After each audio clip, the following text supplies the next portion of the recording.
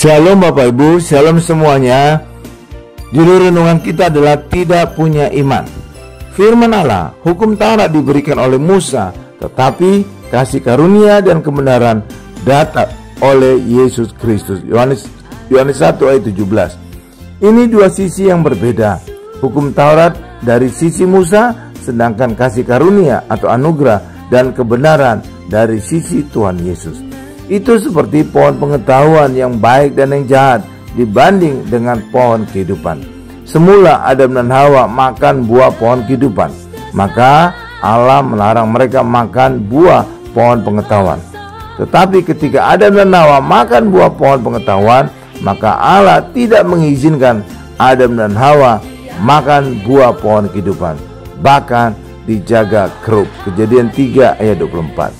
Hal yang sama, orang yang berada di dalam hukum Taurat tidak akan mengerti tentang perjamuan kudus dan minyak urapan, karena perjamuan kudus dan minyak urapan adalah gambaran anugerah, karena di situ ada Yesus dan Roh Kudus. Sebaliknya, orang yang hidup di dalam anugerah dilarang hidup di dalam Taurat, karena itulah yang mengerti tentang minyak dan anggur adalah orang Samaria yang non-Yahudi. Orang Yahudi, imam dan Lewi tidak mengerti karena mereka hidup dalam hukum Taurat sejak dari Gunung Sinai sampai ke masa Yesus. Tidak punya iman. Di Injil hanya 2 kali Yesus memuji orang yang punya iman yang besar.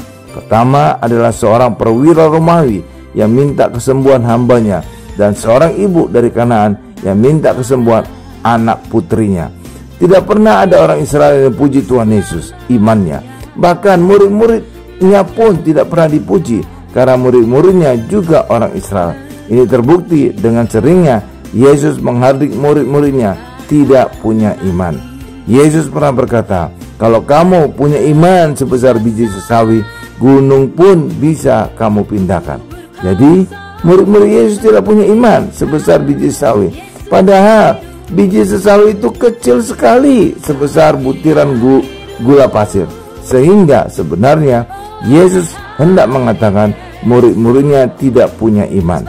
Orang Israel tidak punya iman karena mereka hidup di bawah hukum Taurat, dan orang yang hidup di bawah hukum Taurat dasarnya bukan iman. Galatia 3 ayat 12. Amin Bapak Ibu. Tuhan Yesus memberkati.